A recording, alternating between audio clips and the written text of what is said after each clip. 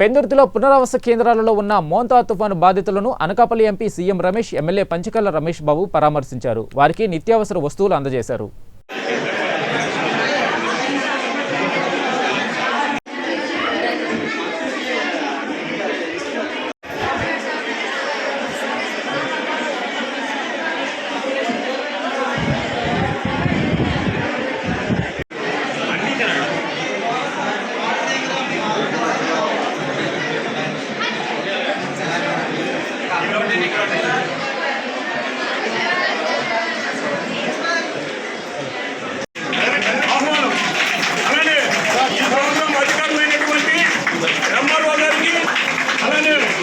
Commissioner గారికి, MDO గారికి కూడా ప్రత్యేక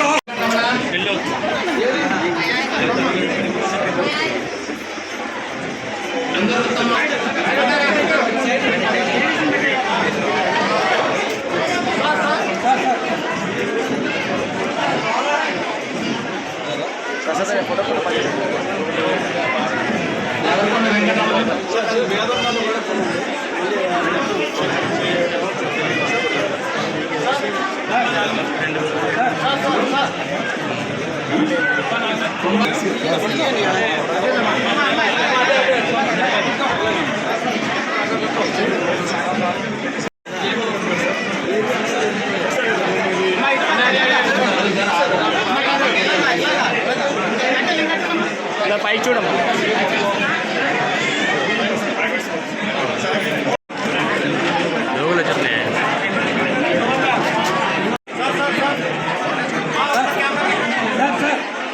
సార్ ఇటండి సార్.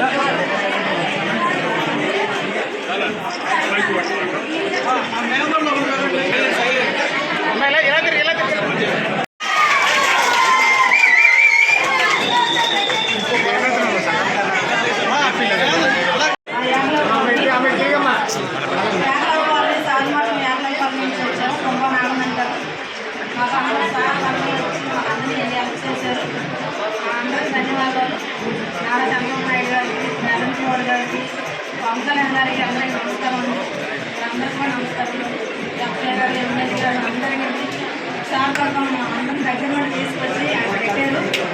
ఎమ్మెల్యే గారు కూడా ఉండడానికి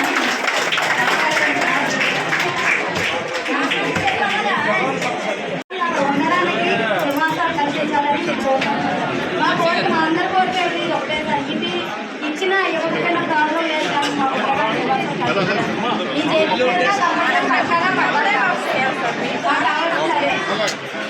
ఈ చేతిలో కంపల్సరీ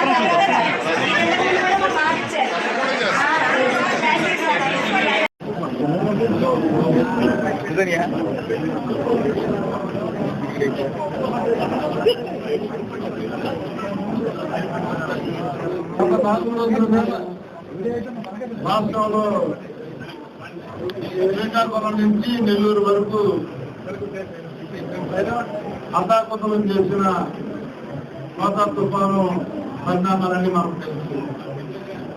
గౌరవ ముఖ్యమంత్రి నారా చంద్రబాబు నాయుడు గారు కానీ, ఉప ముఖ్యమంత్రి పవన్ కళ్యాణ్ గారు కానీ, యువనాయకుడు లోకేష్ గారు కానీ, మంత్రులు, ఎంపీలు, ఎమ్మెల్యేలు, ఎమ్మెల్సీలు, కార్పొరేషన్ చైర్మన్లు, నగరాల్లో అయితే మేయర్లు, జిల్లా పరిషత్ చైర్మన్లు ఒకడానికి మొత్తం కూడా ఎన్డీఏ కూటమింతా కూడా రోడ్డు మీదకి వచ్చి 4 రోజుల నుంచి ప్రజల్ని ఎలా కాపాడుకున్నామని అందరికీ తెలుసు.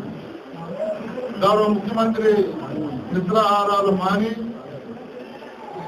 సెక్రటరియట్ లోనే ఉండి అందరినీ కూడా గ్రామ స్థాయి నుంచి రాష్ట్ర స్థాయి వరకు మోటివేట్ చేస్తూ ఏదైనా ఎంత కష్టపడినా మనం ఎంత ఖర్చు పెట్టినా ప్రాణ నష్టం కానీ ఆర్థిక నష్టం కానీ జరగకుండా కాపాడుకుందాం అని చెప్పి వారి ముందు చూస్తూ ముఖ్యంగా ముఖ్యమంత్రి గారికి, ఉప ముఖ్యమంత్రి గారికి కృతజ్ఞతలు తెలియజేస్తా ఉన్నా.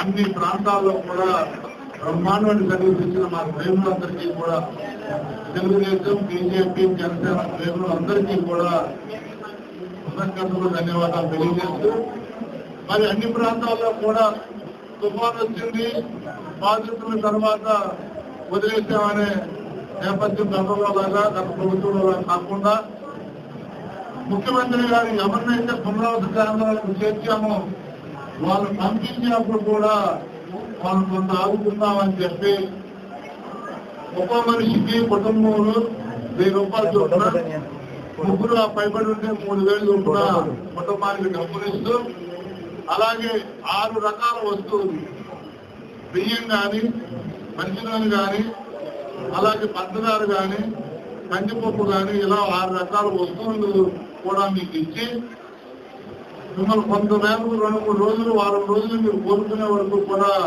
మీకు ఏ ఇబ్బంది లేకుండా చూడాలన్న ముఖ్యమంత్రి గారి ఉదార స్వభావానికి చేతులు జోడించి నమస్కరిస్తూ, మరి ఆ కార్యక్రమంలో భాగంగా ఆలోచించు.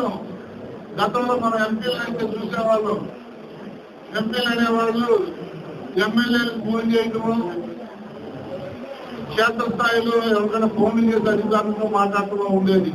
కానీ మన ఎంపీ గారు అయితే క్షేత్రస్థాయిలో పర్యటించడమే కాకుండా ప్రతి గంట మానిటర్ చేసి ఏం జరుగుతుందో, ఎక్కడ ఇబ్బంది ఉందో అధికారులతో మాత్రం మాట్లాడి ఆయన స్వయంగా గత 2 రోజుల నుంచి పాల్గొనే విధానానికి మనస్ఫూర్తిగా మా ఎంపీ గారికి కృతజ్ఞత తెలియజేస్తూ, మరి ఈ రోజు ఆయన చేతుల మీద